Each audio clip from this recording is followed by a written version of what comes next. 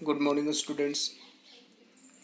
आज मैं आपको चैप्टर 5 में ही क्रोमोसोम ऑफ सितंबर इस टॉपिक्स पे जो है आपको स्टडी कराएंगे। ठीक है, तो चलते हैं आज के अपने टॉपिक्स पे।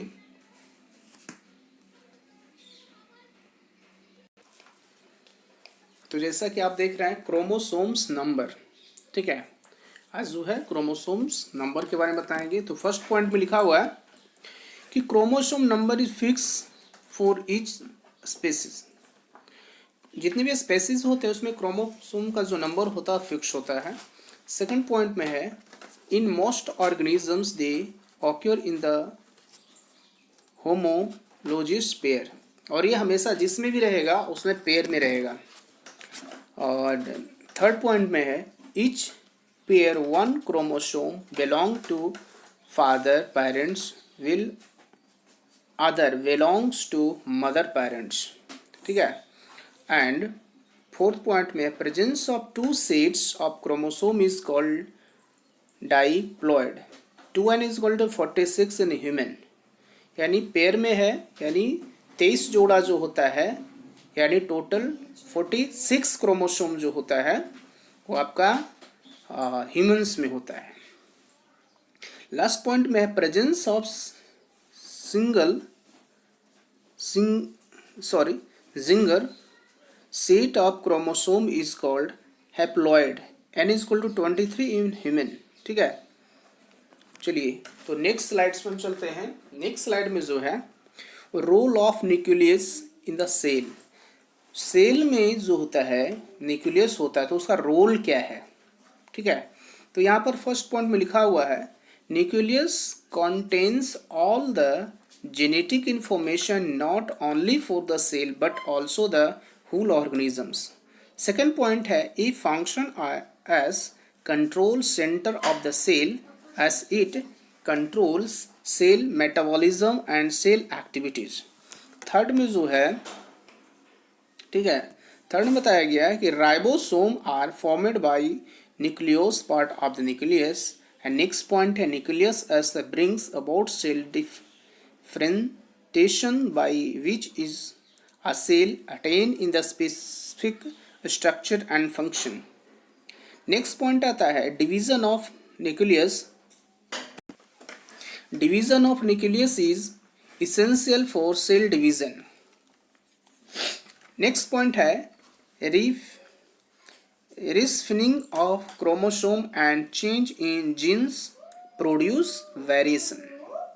चलिए नेक्स्ट स्लाइड की ओर चलते हैं। नेक्स्ट स्लाइड में बताया गया है कि प्रोकैरियोटिक सेल और यूकैरियोटिक सेल। ठीक है, कि प्रोकैरियोटिक सेल और यूकैरियोटिक सेल क्या है। तो देखो यहाँ पर बता दिया गया है फर्स्ट पॉइंट में कि prokaryotic singular are the group of organisms that lack of cell nucleus or any other membrane bond organelles. They different from the eukaryotes which have the cell nucleus. Prokaryote are the single cell organisms such as the bacteria and the rarely of the micrometer in the diameter. Next point आता है eukaryotic is the organism whose cell contains complex structures inside the membrane, the defining membrane bonded structure that set eukaryotic cell apart from prokaryotic cell is the nucleus or nuclear envelope within the genetic material is carried। तो यहाँ पर देखिए दो figure दिया हुआ, एक bacteria का, एक प्लांट सेल का दिया गया है। ठीक है, नेक्स्ट स्लाइड की ओर चलते हैं। नेक्स्ट स्लाइड में है प्रोकैरियोटिक और यूकैरियोटिक, वही सेम बताया गया है लेकिन इसके कुछ पॉइंट्स जो है आगे का पॉइंट है, इसमें 4 पॉइंट था, ये 5th होगा। Prokaryotic does not have the nucleus that houses in genetic materials. Next point है prokaryotic cell consist of large DNA molecule compared in the area of cytoplasm called the nucleoid region. Next point है the nucleoid region is protected and the encased by the cell wall or cell membrane the outer layering of the cell similar to human sun skin finally. Next है the flagellum is the rider like device afford in the prokaryotic in the lecture of the mobility. ठीक है, next slide की ओर चलते हैं। तो next slide में लिखा हुआ प्रोकैरियोटिक और यूकैरियोटिक में अंतर, यानी डिफरेंस जो है प्रोकैरियोटिक और यूकैरियोटिक के बारे में बताया गया है, डिफरेंस बिटवीन प्रोकैरियोटिक और यूकैरियोटिक सेल्स। ओके, तो यहाँ पर देखिए प्रोकैरियोटिक्स है और ये क्या है, यूकैरियोटिक्स है। ओके, तो फर्स्ट पॉइंट है प्रोकैरियोटिक्स का कि small in size 1 to 10 micrometre. इसका जो साइज होता है प्रोकैरियोटिक का 1 से लेकर 10 माइक्रोमीटर को होता है, लेकिन यूकैरियोटिक में जो होती है इसकी साइज जो होती है 5 से लेकर के जो है वो 100 माइक्रोमीटर के बीच होता है। इसमें प्रोकैरियोटिक में जो होती है न्यूक्लियस जो होता है एब्सेंट होता है, और यूकैरियोटिक्स में जो होता है वो प्रेजेंट होता है। क्या होता है, प्रेजेंट होता है। और envelope nucleus is the present, several DNA molecules are present. Okay, तो यहाँ पर देखिए नेक्स्ट में जो है membrane bonding cell organelles are absent. ठीक है, इसमें जो है एब्सेंट होता है ऑर्गेनेल्स, ठीक है, और इसमें क्या होता है, प्रेजेंट होता है। Type vacuole are absent. देखो प्रोकैरियोटिक में जो होता है वैक्यूल्स जो होता है वो क्या होता है, एब्सेंट होता है। ठीक है, लेकिन यूकैरियोटिक में जो होता है टाइपिकल वैक्यूल्स जो होता है वो क्या होता है, प्रेजेंट होता है। ठीक है, माइटोसिस इज एब्सेंट। और प्रोकैरियोटिक में जो होती है माइटोसिस जो होती है, ठीक है, तो क्या होती है, एब्सेंट होती है। लेकिन यूकैरियोटिक में जो होती है माइटोसिस जो होती है प्रेजेंट होती है। Example of the prokaryotic cells का बैक्टीरिया, साइटोबैक्टीरिया, और यूकैरियोटिक का हो गया प्लांट, एनिमल्स, फंगी। ठीक है, चलते हैं नेक्स्ट स्लाइड की ओर। नेक्स्ट स्लाइड में जो है यूकैरियोटिक एनिमल सेल। यूकैरियोटिक जो है एनिमल सेल होता है और इसके देखिए पार्ट्स को दिखाया गया है। ओके, ये यूकैरियोटिक एनिमल सेल का पार्ट्स है। क्या आप इसको ड्राइंग अपनी कॉपी में ज़रूर करेंगे, ठीक है, क्योंकि ये एग्जाम में पूछे जाते हैं। चलते हैं नेक्स्ट स्लाइड की ओर। नेक्स्ट स्लाइड में जो आते हैं वह है आपका साइटोप्लाज्म। ठीक है, क्या है, साइटोप्लाज्म। तो साइटोप्लाज्म का यहाँ पॉइंट वाइज पॉइंट जो है हम डिस्कशन करने वाले हैं। फर्स्ट पॉइंट जो है इसका बताया गया था contents of the cell except for the nucleus it include cytosol, organelles, vesicles and the cytoskeleton. Second point जो है वो cytoplasm has two parts, cytosol and cell organelles. Okay, next point है साइटोसोल। तो cytosol is the fluid part of the cytoplasm, homogeneous and crystallocolloidal liquid that in the contains substance, water, ions, enzymes, vitamins, amino acid, carbohydrate, lipid, proteins, etc. Cell organelles. ठीक है, तो सब microscopic structure which are the specialised to perform specific cellular functions. Next आता है cell organelles में be obtained by the membrane as the eukaryotes but prokaryotic lack membrane bonded organelles. Next point है virus lack cytoplasm as well as the membrane. चलते हैं next slide की ओर। Next slide में जो है इसमें है एंडोप्लाज्मिक रेटिकुलम, जिसको ER के नाम से भी जाना जाता है। ठीक है, तो ये इंपॉर्टेंट क्वेश्चन ज़्यादा बनता है यहाँ से, और इससे जो है एग्जाम में क्वेश्चन ज़्यादा पूछे जाते हैं। ठीक है, तो यहाँ फर्स्ट पॉइंट में है the endoplasmic reticulum. Endoplasmic reticulum को ER भी कहा जाता है।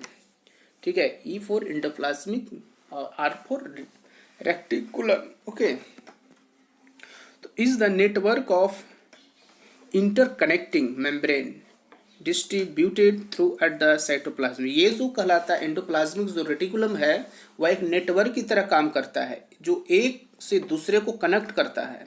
ठीक है, नेक्स्ट पॉइंट है the internal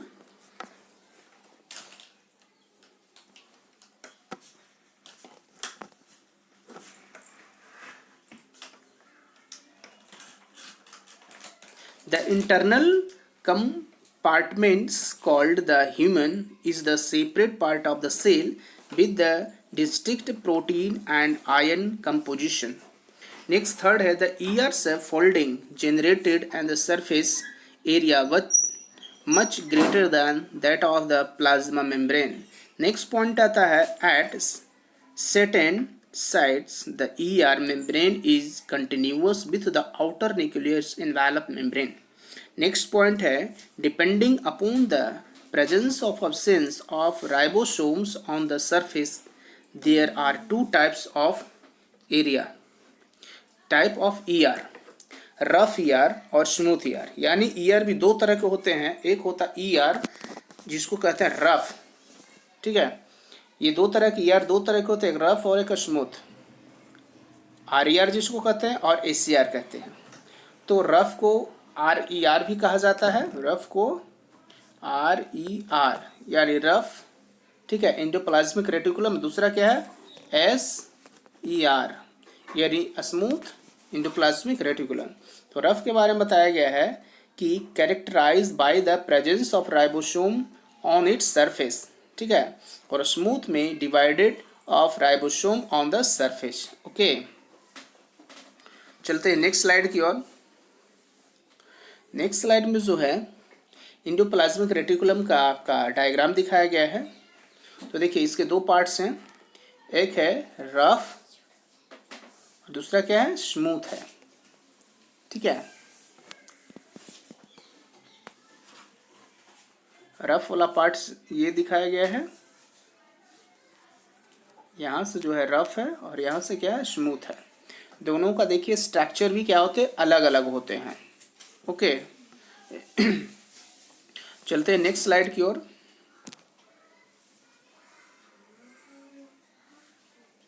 function of ER। अब यहाँ पर हम जानेंगे कि ER का फंक्शन क्या होता है, जो बहुत ही महत्वपूर्ण होता है, फंक्शन ऑफ ER।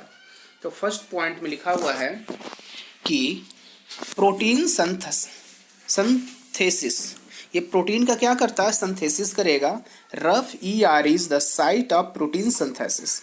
रफ वाला जो है वो प्रोटीन का सिंथेसिस करता है, ठीक है।